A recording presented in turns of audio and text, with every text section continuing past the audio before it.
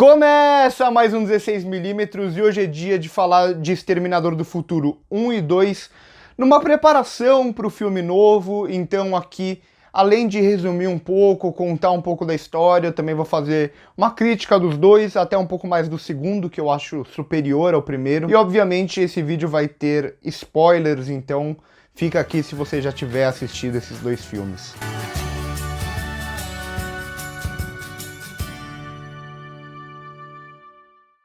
Criada para ser uma poderosa rede de defesa americana, a inteligência artificial Skynet sai do controle e se volta contra os humanos. E então, os humanos sobreviventes, liderados por John Connor, são obrigados a viver escondidos em uma luta de resistência contra as máquinas. E a partir dessa ideia, desse futuro meio caótico, com as máquinas tomando o controle de tudo, a Skynet vai mandar um exterminador para 1984 e outro para 1994, enquanto a Resistência vai mandar uma pessoa para 1984 e aí vai mandar o T-800 para 1994. E aí a ideia dos dois filmes vai ser basicamente, no primeiro, o Exterminador vai tentar matar Sarah Connor, enquanto um membro da Resistência, o Reese, vai tentar salvar ela. E no segundo filme, mais ou menos a mesma coisa, o T-1000, que é o exterminador da Skynet, vai tentar matar o John Connor aí, que ele já tá com 10 anos de idade,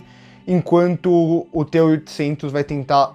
proteger o John Connor. Então é basicamente a Skynet tentando matar quem seria o líder da Resistência, primeiro tentando matar a mãe para ele nem chegar a nascer, e depois tentar matar ele criança. Enquanto isso, a Resistência vai enviar membros para tentar salvar o John Connor para ele poder se tornar o líder no futuro. E apesar de eu já estar falando tudo isso, eu acho que é legal a gente interpretar o filme de acordo com a época que ele foi criado, então meio que tentando esquecer isso que a gente já sabe da história, porque eu acho que ele fica ainda melhor, como se fosse a primeira vez que a gente está assistindo. Então se a gente pensar no primeiro filme,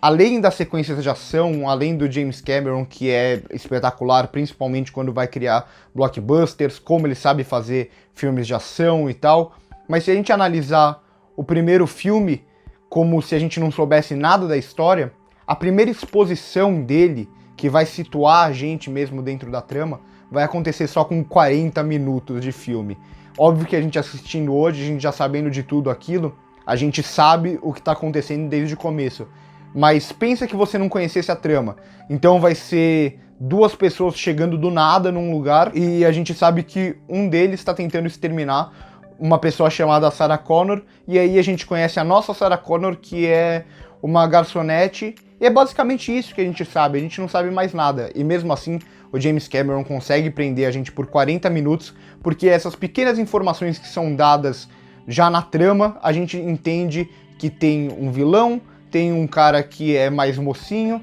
e tem uma donzela indefesa, entre aspas. Então a gente sabe quem é o bem, quem é o mal e ponto. E a partir daí ele já vai construir ótimas sequências de ação nesses primeiros 40 minutos até o primeiro contato do Reese com a Sarah Connor, para aí ele situar melhor o público e explicar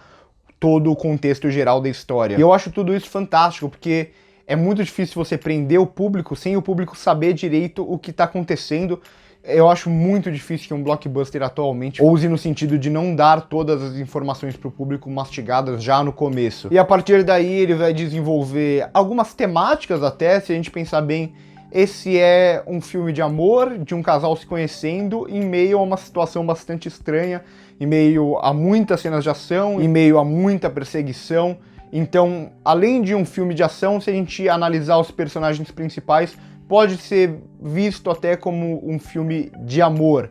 o que vai mudar bastante no segundo filme, eu falo isso melhor mais pra frente. E além dessas duas temáticas, ele também vai desenvolver um drama com algumas outras temáticas, então a gente pode analisar a questão da inteligência artificial, que é um medo dos humanos há muito tempo,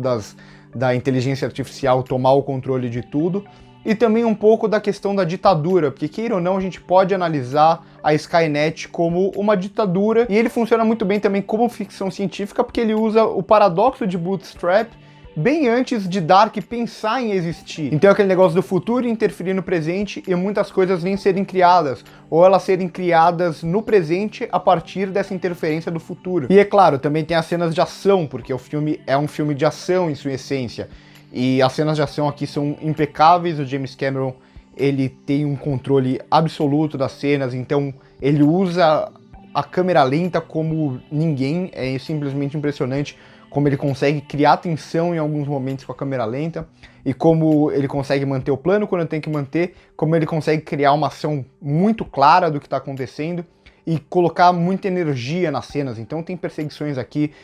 simplesmente espetaculares, e tudo fica ainda mais espetacular, porque ele usa muitos efeitos práticos, então as explosões, as batidas, muitas delas são feitas mesmo, e gravadas de verdade mesmo, e quando tem o CGI ele é muito bem usado, muito bem dosado aqui, diferente do que a gente vê muito atualmente, que é muito CGI e muitas coisas acabam ficando mais artificiais. Óbvio que se a gente analisar do ponto de vista atual, tem algumas coisas que ficam um pouco datadas, tem algumas que ficam até um pouco mais toscas, por exemplo, uma cena do John Connor tentando fugir da polícia, aquilo lá, se a gente analisar com os olhos de hoje, vai parecer um pouco estranho, ou mesmo a cena final, quando o T-800 não tem mais a parte humana e vira só um robô, então a movimentação dele fica bastante estranha para os dias atuais, só que a gente tem que se colocar no contexto da época e entender que aquilo era uma tecnologia muito nova para aquele momento. O que mais me incomoda aqui talvez sejam as atuações, eu não acho a Linda tão boa atriz, principalmente nesse primeiro filme. O próprio Reese eu acho que poderia ser melhor. E pra mim o que melhor funciona é o T-800, pelo incrível que pareça, é o Schwarzenegger. Eu não acho ele um grande ator, mas ele encarnou muito bem esse personagem. Até porque não precisa de tanta coisa pra interpretar ele nesse primeiro filme, já que ele é apenas um robô durão sem emoções. E é por tudo isso que pro primeiro filme eu vou dar uma nota 9. Eu não acho ele tão bom quanto o segundo, mas por ser um filme de ação que vai bem direto ao ponto, que não fica tentando introduzir subtramas desnecessárias, e como a ação é filmada aqui, toda a parte técnica, eu acho um filme espetacular, um dos melhores filmes de ação. Já o segundo filme, ele é um marco do cinema de ação, e não é por acaso, mas eu falo melhor disso mais pra frente. Eu acho que o primeiro ponto dele ser muito bom,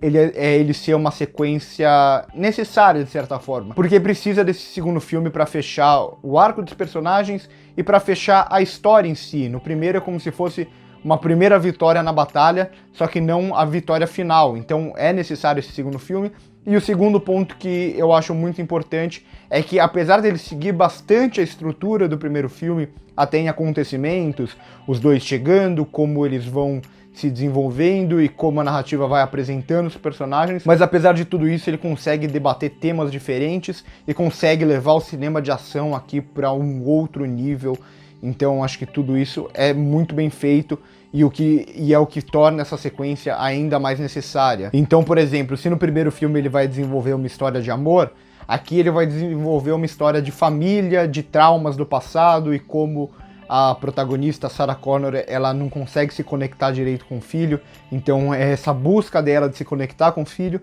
ao mesmo tempo que o filho não só quer se conectar com a mãe, como ele precisa de uma figura talvez paterna, de alguém que esteja ali do lado dele junto com a mãe, e nisso ele vai encontrar no T-800. E também ele vai trazer regras novas para o universo que vai tornar as cenas de ação ainda melhores, porque se no primeiro filme a gente tinha o T-800 como alguém indestrutível, que não dava para enfrentar ele direito, e o Reese e a Sarah Connor iam ficar só fugindo o tempo inteiro, aqui a gente tem o T-800 como se fosse o bonzinho da história, e a gente vai ter o T-1000, que é um T-800 evoluído, com mais recursos e tal, mas ainda assim, esse embate entre os dois é muito mais real, é muito mais palpável, e gera excelentes cenas de ação. Então vai ter não só perseguição de caminhão, de moto, de tudo, como também cenas corpo a corpo e tal, que vai funcionar muito bem, justamente por eles estarem em uma igualdade um pouco mais próxima, apesar do T-1000 ser muito ameaçador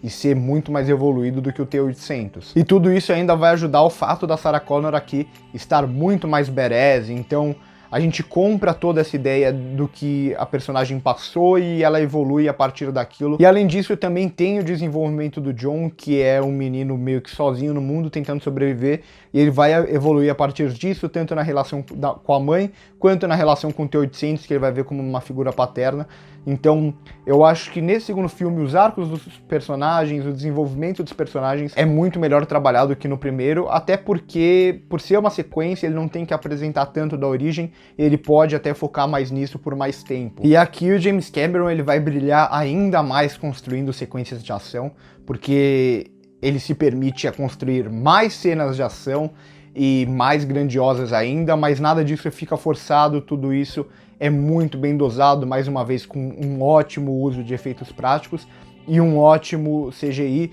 Aqui é uma revolução da computação gráfica, o que eles fazem com o T-1000. A gente pode olhar hoje, pode parecer algo muito normal, mas se a gente olhar para trás e ver que esse filme aconteceu em 1991, toda essa questão do 3D, essa questão da computação gráfica, era muito difícil de fazer algo assim tão maleável, até nas transformações dele para o ser humano. Então, se você tem interesse nisso, tem vários vídeos que explicam muito bem o quão revolucionário foi o T-1000 para o cinema em questão de computação gráfica. E além disso também o design de produção aqui é muito bom, o trabalho sonoro é espetacular, a maquiagem mesmo, principalmente ali do T-800, quando ele começa a ser danificado, é maravilhosa. E falando em T-800, eu gosto muito do T-800 nesse filme, justamente por ele começar a construir esse laço mais humano e ele começar a aprender as coisas, então a gente vê um desenvolvimento também no T-800, e isso é muito legal. E como eu disse no começo do vídeo, se a gente olhar também em perspectiva, assim, fingindo que a gente não sabe da história, aqui a construção do primeiro ato também é muito boa. A exposição principal da história, tem ali uma exposição no começo que situa a gente e tal, mas a principal exposição da história vai vir só com 40 minutos, e antes disso a gente vê o T-800 que a gente já conhece do primeiro filme, e a gente acha que ele vai ser o mesmo T-800, então mais uma vez o James Cameron ele vai colocar no roteiro pra gente conhecer quem é o bem e quem é o mal, de forma muito simples, com algumas ações que ele vai cometer, algumas ações que o T-1000 vai cometer, mas mesmo assim, a primeira cena quando o T-800 encontra ali o John Connor, a gente fica muito tenso porque a gente lembra daquele T-800 do primeiro filme e a gente acha que ele é o vilão da história, então tudo aquilo é uma tensão muito bem construída, até pelo uso da câmera lenta, e como James Cameron brinca muito com a expectativa da gente, isso tudo é espetacular. Eu acho a direção dele no segundo filme é até mais madura do que no primeiro, como ele constrói cenas de ação e tudo mais. Eu acho esse filme um marco do cinema de ação, é um dos melhores filmes de ação que eu já vi. E se fosse para apontar algum único defeito, eu acho que é o off da Sarah Connor, que em alguns momentos eu não acho necessário, ele é usado só para costurar o roteiro e tal. Mas assim, nada que incomode, até por causa disso eu vou dar uma nota 10 pra esse filme, não teria como ser diferente. Eu acho que pra você que gosta de filme de ação, esse filme é extremamente necessário. Bom, então por hoje é isso, eu espero que eu tenha ajudado a relembrar um pouco pra vocês que assistiram já faz muito tempo, também trazer um lado mais crítico para vocês que gostam desses filmes. Eu espero que vocês tenham gostado do vídeo, então comentem aqui embaixo o que vocês acharam, se inscrevam no canal se ainda não for inscrito, curtam o vídeo que ajuda muito a gente, e passa aqui no primeiro comentário que tem as nossas outras redes sociais. Por hoje é só aí, corta!